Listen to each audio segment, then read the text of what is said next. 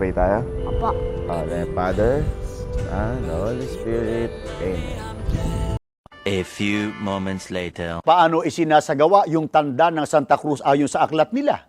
Sa pamamagitan anya ng pag-aantanda ng una ay hinalaki ng kanang kamay ang unay sa noo. Kaya tanda sa kanang kamay at sa noo. Yan ang sinasabi po ng Biblia.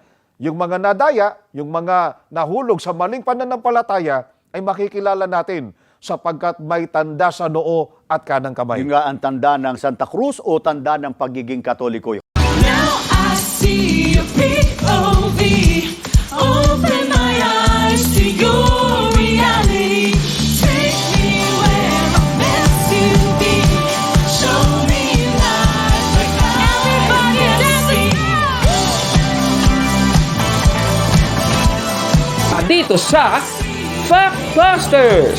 Sa puntong ito ng ating programa, kung hindi ka pa nakasubscribe, pakiclick po ng subscribe button at ang notification bell para updated po tayo sa ating mga susunod na videos. Kaya, let's go at simulan na natin!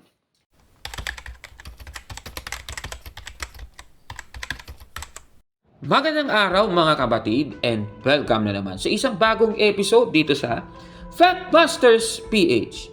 Sa Galacia 6:14, nakikita natin dito sa screen na si Apostol Pablo po ay ipinagmamalaki ang krus ng ating Panginoong Hesukristo at ang mga Katoliko ginagawa po yan sa pamamagitan ng pag-antanda ng Santa Cruz, mga kapatid. Kaya bago muna natin simulan ang ating episode ngayon, iniimbitahan kita na isubscribe itong ating bagong YouTube channel, Factbusters PH, dahil yung lumang channel natin ay nahack po mga kapatid. Kawawa naman tayo, no? Pero pati rin sana ang isa pa nating YouTube channel, Takasuri PH. Paki-subscribe din yan mga kababayan. Ako naman, sige. So sa ating episode ngayon, tatalakayin natin ito pong isang famous YouTube at Facebook vlogger na si Sir Gavin, mga kapatid. At marami po ang nagsasabi na si Sir Gavin po ay isang Katoliko. Kahit nga sa Gemini, makikita mong talagang Katoliko itong si Sir Gavin. Ngunit, alam niyo po ba na inimbitahan po si Sir Gavin at ng kanyang pamilya sa pamamahayag ng Iglesia ni Cristo ni Manalo? Katunayan, makikita din natin yan mga kababayan sa Gemini. Talagang inimbitahan sila sa ika-110th anniversary celebration ng Iglesia ni Cristo ni Manalo, mga kababayan. Katunayan, meron pa man silang video. Ito, panoorin natin yung video niya kasama yung kanyang mga kapatid. Magandang araw po sa ating lahat, lalo na po sa mga kapatid namin dyan sa Iglesia ni Cristo. Gusto lang po namin kayong batiin ng Happy 110th Anniversary sa buong Iglesia po, sa buong mundo. At excited na rin po kami dahil dadalo po kami ng pamamahayag. Yan. At makita-kita po tayo din at lagi po kayong mag-ingat. Mahal na mahal po namin kayo at see you soon po. Ayan, so napanood po natin si Sir Gavin, kasama si Chief Allen, kasama si Kelsey, at saka si Kalo. O, yan ha. Kahit na inimbitahan ni Sir Gavin sa pamamahayag ng Iglesia ni Cristo, alam niyo po ba na hindi po siya nadala doon sa pamamahayag? Alam naman natin, yung pamamahayag kasi puro paninira sa Iglesia Katolika doon. Ako naman. Kaya siya po ay isa pa ring Katoliko, mga kababayan. At para patunayan sa inyo yan, ay meron po siyang isang video noong November 8, 2025. Itong may title na Stress. Ayan ha. At sa nasabing video na yan, ay kasama niya si Sky at pumunta sila sa isang simbahan. At nag-sign of the cross sila before sila magdasal. Ito, panoorin natin ang video mga kapatid. Wala naman po simba ngayon. Hindi kailangan ng araw ng linggo para magsimba ka. Kahit araw-araw, gusto mo magsimba. O, diba sabi mo, may problema ka po? Opo. Ito yun, kapag may problema ka, ito makakapagpatanggal talaga ng problema. Diba tinuturo po sa school nito? Diba, magsimba. O, kapag meron kang gusto isumbong, o dito. At saka, kahit naman, sabi mo kanina, hindi naman araw na simba. Kahit araw-araw, sige, pwede ka magsimba. Hindi mo kailangan hintayin mo pa yung linggo bago ka magsimba. Okay po? Opo. Okay. Pray tayo. Opo. Father, and the Holy Spirit. Amen. Ayan, so napakaganda po. Ibig sabihin, hindi nadala si Sir Gavin sa pamamahayag ng Iglesia ni Cristo ni Manalo. Ibig sabihin, ang paggawa ni Sir Gavin ng pag-aantanda ng Santa Cruz ang siyang patunay na siya po ay Katoliko pa rin at hindi umanib sa Iglesia ni Cristo ni Manalo. At galit talaga ang mga ministro ni Manalo sa pagiging Katoliko ni Sir Gavin, lalo na sinabi ng mga ministro na hindi daw maliligtas ang mga Katoliko. Ang pahayag ng mga ministro ng Iglesia ni Cristo ni Manalo tungkol sa pag-aantanda ng Santa Cruz at ang nasa Apokalipsis 13:16 ang ating tatalakayin, mga kapatid. Heto, panoorin natin. Makikilala ba natin ayon sa mga talata ng Biblia yung tanda na ikakikilala sa mga nadaya ng naitalikod nitong nagtataglay ng aral ng demonyo? Makikilala, kapatid na Michael at mga mahal na taga-subaybay. Dito po sa Apokalipsis 13:16, dinggin po ninyo. At ang lahat maliliit at malalaki, at mayayaman at mga dukha, at ang mga laya at ang mga alipin, ay pinabigyan ng isang tanda sa kanilang kanang kamay o sa noo. Malinaw po, yung mga naitalikod, mga nadaya sa pamamagitan ng mga aral ng demonyo, ay meron pong tanda. Ano po yung tanda? Tanda sa noo at kanang kamay. Ayan, so napanood natin si Bobby Fernandez at si Michael Sandoval at binasa nila ang Apokalipsis 13:16. At ayon sa kanila, makikilala daw ang mga natalikod dahil nadaya sa aral ng demonyo sa kanilang tanda, sa kanang kamay at sa noo. Tanong, tama ba ito, mga kababayan? Balikan niya natin yung talata. Ang sabi doon, yung tanda ay nasa kanilang kanang kamay o sa noo. Yan ang nakalagay doon. Ngunit sa mga pinapahayag ni Bobby Fernandez, yung tanda daw nasa kanang kamay at sa noo. Wala namang ganon. Ang nakalagay dito, sa kanilang kanang kamay o sa noo. Yun ang sinasabi niya. Ang taong nadaya daw ay may tanda sa noo at kanang kamay, mga kababayan. Hindi naman ganon yun. Ang nakalagay sa Apokalipsis 13:16, mga kapatid, ay yung phrase ay sa kanilang kanang kamay o sa noo. Hindi naman po yung sinasabi na kanilang kanang kamay at sa noo. Hindi naman ganon yung nakalagay, mga kababayan. Kahit na mali ang sinabi ni Bobby Fernandez, paano naman nila kinonekta ito sa Sign of the Cross? Ito, pakinggan natin muli silang dalawa. Meron bang umaamin na sila ay may tanda sa noo o kanang kamay o tanda sa noo at kanang kamay? At sino raw ang nagtataglay nun? Ayon din sa aklat ng Simbahang Katoliko. Ito rin po sa aklat na ipinakilala namin sa inyo kanina, sa inyong pakinggan ng aral na Katoliko, sa pahina 11, ito pong pahayag. Ang tanda ng Santa Cruz. Ang tanda ng Santa Cruz ay isang tanda ng taong Katoliko. Ang paraang ginagawa sa paggamit ng Santa Cruz ay dalawa, ang mag-antanda at ang mag-krus. Ang pag-aantanda ay ang paggawa ng 3 krus ng hinlalaki ng kanyang kamay, ang unay sa noo. Alin po ba ang tinutukoy na tanda sa noo at kanang kamay? Aminado po ang otoridad ng Iglesia Katolika. Ito po ang tanda na tinatawag nilang tanda ng Santa Cruz. At paano isinasagawa yung tanda ng Santa Cruz ayon sa aklat nila?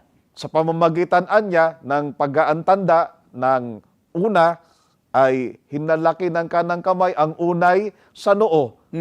Kaya tanda sa kanang kamay at sa noo. Yan ang sinasabi po ng Biblia.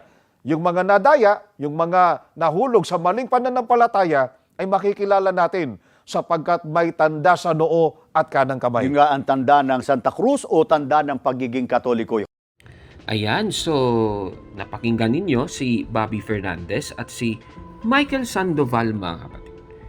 Ayon sa kanila, ang Sign of the Cross, ang tanda na tinutukoy na nasa kanang kamay at sa noo sa Apokalipsis 13:16. At para patunayan ito, mga kapatid, ay binasa nila yung aklat na siya ang inyong pakinggan ng aral na Katoliko na nakikita nyo sa screen. Tanong, Totoo ba ang kanilang sinasabing ito, mga kababayan? Sige, titingnan natin yan, mga kapatid, ano? Sige. Sign of the cross ba ang tinutukoy sa Apokalipsis 13:16, mga kapatid? Sige, titingnan natin. Bebisitahin natin yung aklat na kanilang binasa. Ipapakita ko po sa inyo yung actual copy.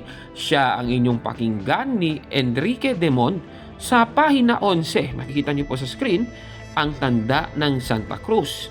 Ang paraang ginagawa sa paggamit ng Santa Cruz ay dalawa: ang mag-antanda at ang mag-krus. Ang pag-aantanda ay ang paggawa ng tatlong krus ng hinlalaki ng kanang kamay, ang unay sa noo. Dito po sa nabasa, yan talaga yung kanilang binasa din, ano? Nakikita niyo po yan. Kung mapapansin, mga kapatid, sabi dito, merong daw tatlong krus na gagamitin yung hinlalaki ng kanang kamay at ilalagay yan sa noo, ang unay sa noo. So meaning, meron pang dalawang krus, mga kababayan. Ibig sabihin, hindi na naman nila kinumpleto ang pagbasa sa aklat. Talagang INC kasi, incomplete, mga kapatid. Kukumpletohin na natin. Babasahin natin ulit at ikukumpleto, ganito po ang mababasa. Ang pag-aantanda ay ang paggawa ng tatlong krus ng hinlalaki ng kanang kamay, ang unay sa noo, ang ikalawa ay sa bibig, ang ikatlo ay sa dibdib, kasabay ang panalangin sa ating Panginoong Diyos. Ang tanda ng Santa Cruz ang ipag-adya mo sa amin, Panginoon naming Diyos, sa mga kaaway namin. Dito po sa nabasa natin, tatlo po, ano? Ito yung kinot nila, pero hindi nila binasa yung nasa baba. Yung ikalawa pala ay sa bibig at yung ikatlo ay sa dibdib, mga kapatid. Ibig sabihin, sa pag-aantanda, gamit ang inyong kanang kamay, yung hinlalaki. Sa kanang kamay mo, maglalagay ka ng tatlong krus. Una, maglalagay ka ng krus sa noo. Pangalawa, maglalagay ka ng krus sa bibig.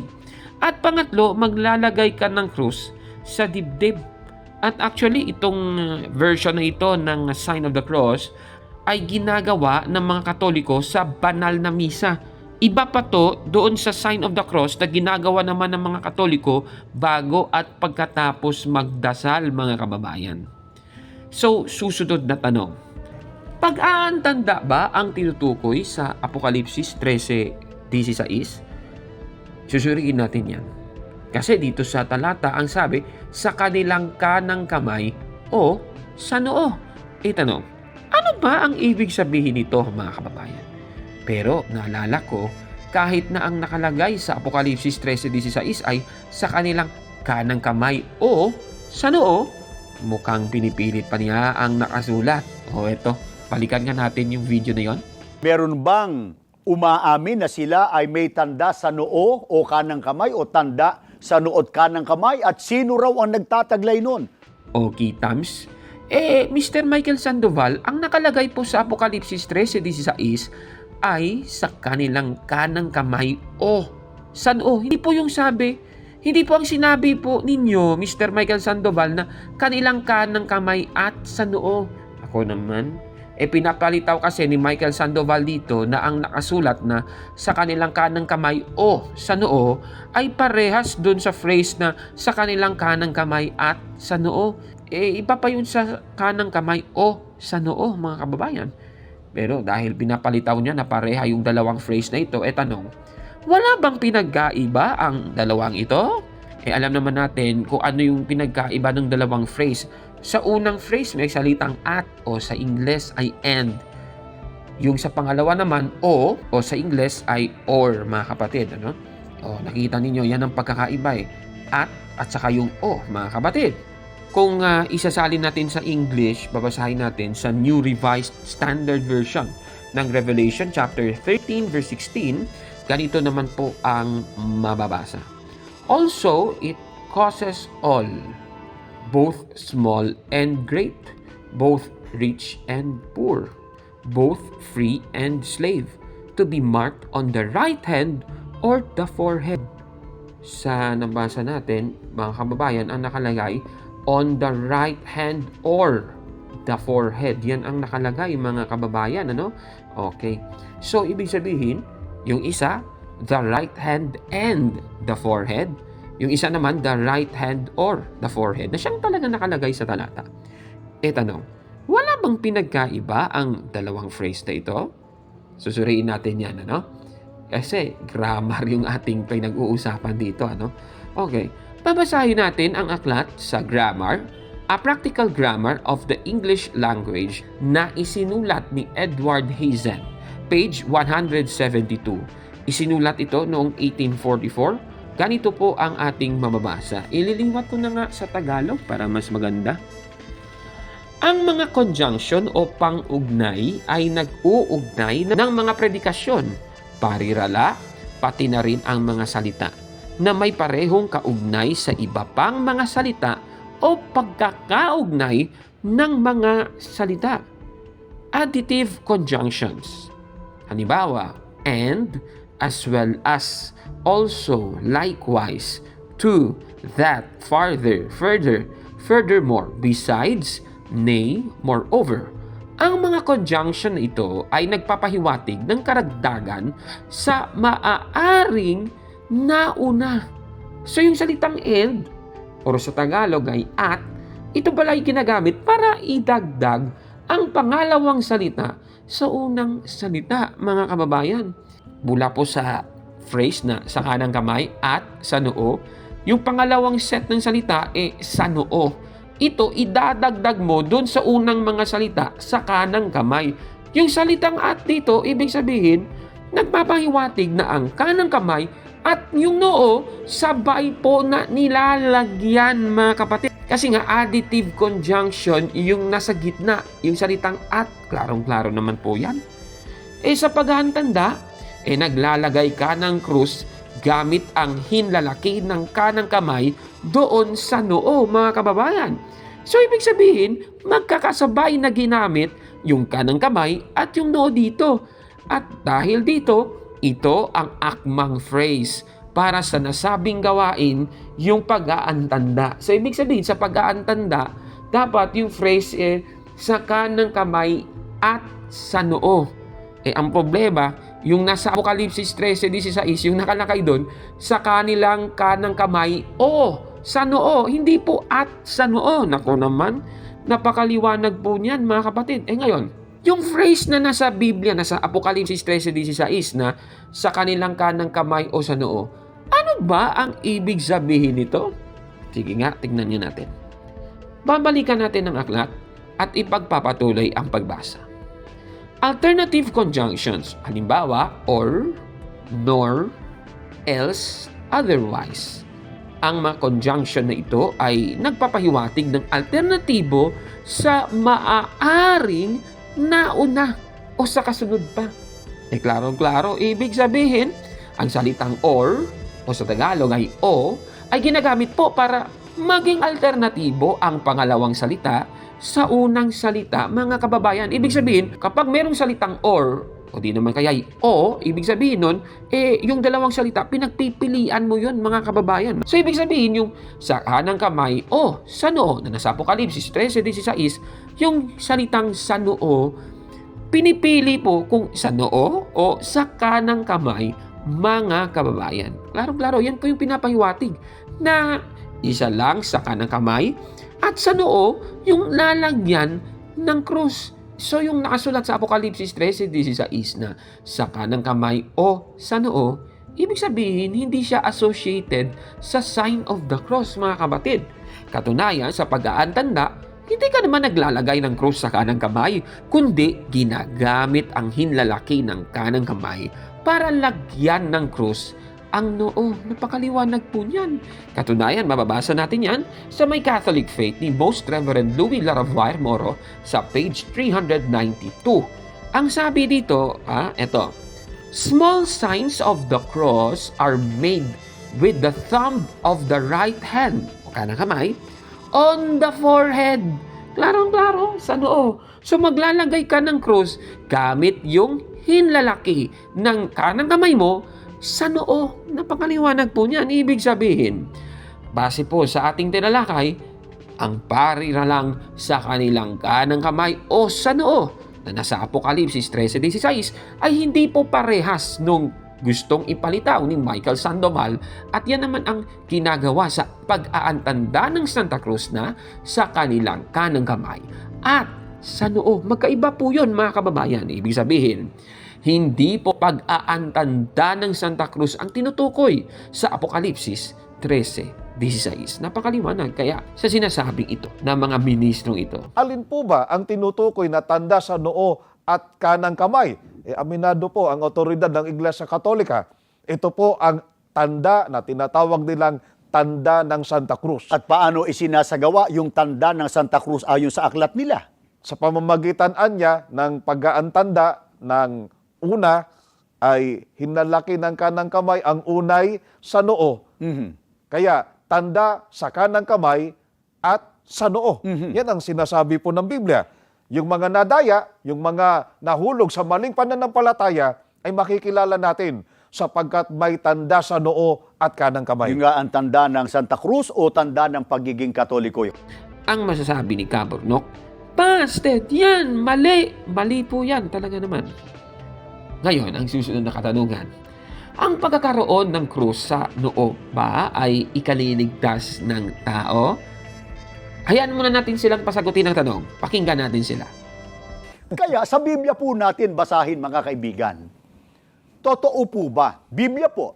Totoo po ba na ikapagtatamo ng maraming biyaya, pagpapala, ang pagsasign of the cross, tanda sa noot kanang kamay? Babasahin natin ang nakasulat sa Biblia, kapatid na Michael. At Pakibasa natin ng mahinahon para hindi naman tayo mapagkamalang nang aatake sa kanila, kapatid na Bobby. huwag sana silang magdaramdam sapagkat ang babasahin po namin sa inyo, katotohanan po, salita ng Diyos nakasulat sa Biblia, dito po sa Apokalipsis 14:9 hanggang 11.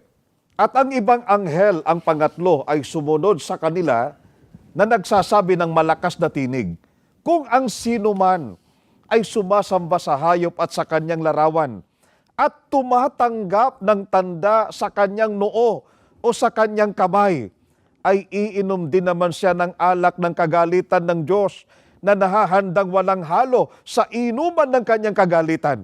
At siya'y pahihirapan ng apoy at asupre sa harapan ng mga banal na anghel at sa harapan ng kordero, at ang usok ng hirap nila ay napaiilang lang magpakailan-kailanman, at sila'y walang kapahingahan araw at gabi. Silang mga nagsisisamba sa hayop at sa kanyang larawan at sino mang tumatanggap ng tanda ng kanyang pangalan. Napakalinaw po ang ating binasa. Ang may tanda sa noo at kanang kamay, pahihirapan po doon sa apoy at asupre, at sila'y wala pong kapahingahan araw at gabi. Sa makatwid, hindi po sila maliligtas. Huwag po sanang ikagagalit ito ng mga kaibigan naming mga Katoliko. Hindi po maliligtas ang pagiging kaanib sa Iglesia Katolika. Ayan, so napanood po natin si Michael Sandoval at si Bobby Fernandez. Grabe yung kanilang pagdidiin doon, ano? Sabi nila, hindi daw maliligtas ang pagiging kaanib sa Iglesia Katolika dahil sa tanda nila sa noo. At yung binatayan, Apokalipsis 14:9 hanggang 11. At saka sabi nila kasi ang may tanda sa kamay at sa noo ay hindi maliligtas. Kaya yung conclusion, hindi daw maliligtas ang pagiging kaanib sa Iglesia Katolika. Tanong, totoo ba ang lahat ng kanilang sinasabi? Sige nga, tingnan niyo natin. Sabi ng dalawa, ang may tanda sa kanang kamay at sa noo ay hindi daw maliligtas. Ibig sabihin, yung mga nag-aantanda ng Santa Cruz, yan yung pinapalitaw, hindi daw sila maliligtas. Pero babalikan natin yung Apokalipsis 14:9 hanggang 11. Sa 9 nakalagay, sa kanilang noo, sa kanilang kamay. Hindi naman sa kanyang noo at sa kanyang kamay. Wala namang ganong nakalagay. Ang nakalagay sa Apokalipsis 14:9 na hindi maliligtas ay ang tumatanggap ng tanda sa kanyang noo o sa kanyang kamay. At hindi po ang may tanda sa kanang kamay at sa noo, mga kababayan. Ngayon ang susunod na tanong, ang pagkakaroon ng krus sa noo ba ay ikaliligtas ng tao? Ano ba ang binabanggit kapag maglalagay ka ng krus sa noo gamit ang kanang kamay? Di ba sa ngalan ng Ama? Di ba? ibig sabihin, pangalan ng Ama ang binabanggit kapag naglalagay ng krus sa noo gamit ang kanang kamay. At ayon sa Apokalipsis 14:1, ang mga tao na meron pong pangalan ng Diyos Ama sa kani-kaniyang noo, ayon sa 14:4 at 5, sila po ang mga lalaki na natiling walang dungis at hindi nakapagtalik sa mga babae. Sandali, may kilala ba kayong mga lalaki na nanatiling mga birhen at sumusunod kay Kristo na siyang kordero kung saan siya magpunta? Yung alam ko lang, mga paring Katoliko po yun. Ako naman. Itong mga paring Katoliko ay hindi daw sinungaling kailanman. Napakaliwanag sa talata. At ito po na tinutukoy sa Apokalipsis 14:1 na mga birheng lalaki na hindi nagsisinungaling, na meron pong pangalan ng Ama sa kani-kaniyang noo, ayon sa Apokalipsis 21:26-27, sila ang makakapasok sa lungsod ng bagong Jerusalem na siyang langit, mga kababayan. Hindi po makakapasok kasi ang mga sinungaling doon, kagaya nung, alam niyo na, yung mga naninira sa Iglesia Katolika nating itinampok. Ako naman, kawawa naman kayo. Kaya mula dito, mga Katoliko lamang ang pumapasa sa mga talarang ito, mga kababayan. Ako naman. Paano ngayon yan? Huwag po sanang ikagagalit ito ng mga kaibigan naming mga Katoliko. Hindi po maliligtas ang pagiging kaanib sa Iglesia Katolika. Mukhang mali ata yung inyong paliwanag. Kaya, busted yan. Nako, kawawa naman kayo. Nako naman. Okay, Tams. Kaya, mga kababayan, mali po ang paninira ng mga taga-Iglesia ni Cristo ni Manalo na hindi daw maliligtas ang mga Katoliko dahil sa pag-aantanda ng Santa Cruz.